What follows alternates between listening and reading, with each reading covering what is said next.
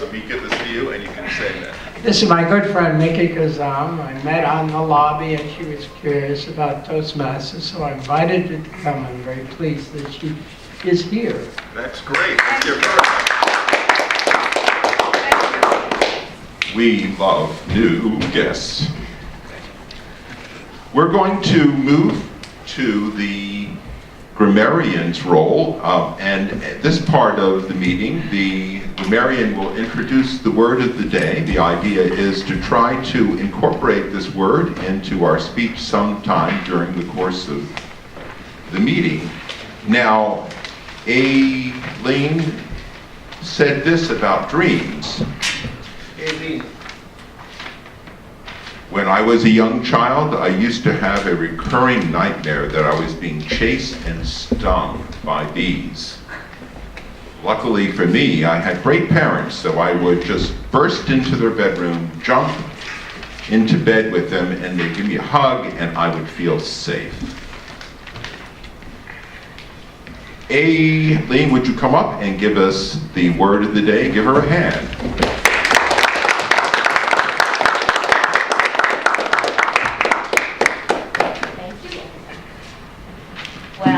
This is a very weird word, and it's all Arthur's fault because it's supposed to have something to do with dreaming or nightmares, and I literally spent 4 days trying to figure out a word that had to do with dreaming or nightmares that wasn't boring, and I asked my boyfriend Herb, and we couldn't figure out anything that made me happy.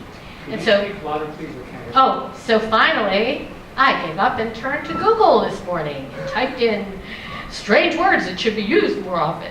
And I came up with this really wacky word named eldritch. Eldritch. It means strange or weird or eerie.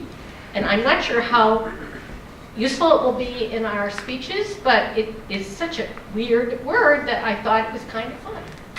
My other role, the other thing I do as grammarian is I keep track of filler words like and so, and other ones which I can't remember because I use them all the time. But anyway, that's my job, and at the end I will give I'll give a report on how many filler words people use.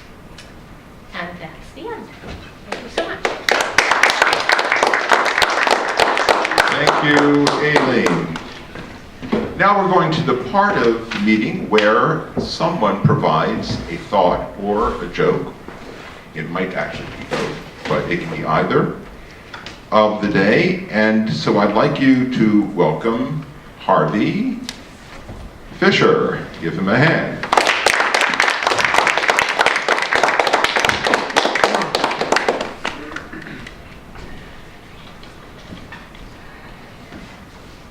Eldritch.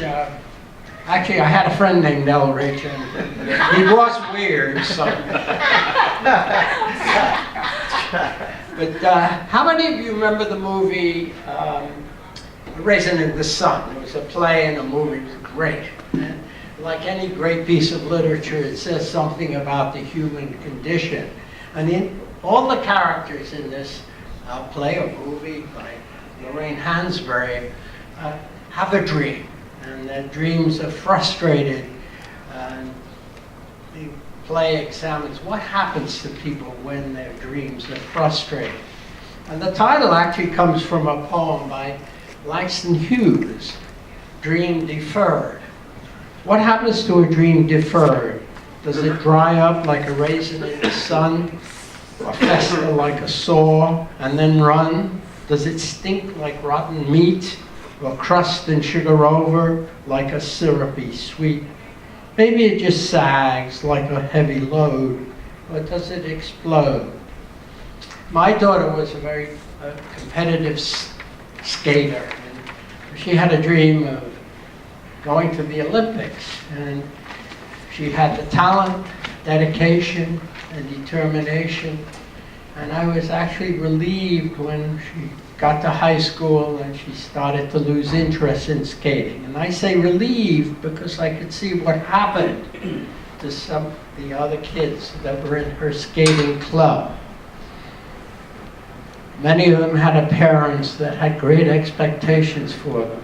They had talent, but simply not enough talent to reach the pinnacle of success that it takes to get to the Olympics. And the results were tragic. They either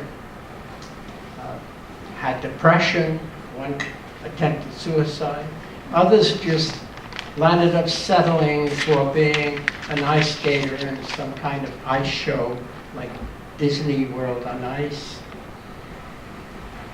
So that's what happens, and that's a story that goes over and over and over, where people are competing for the very pinnacle of success and find their dreams are deferred. They dry up like a raisin in the sun.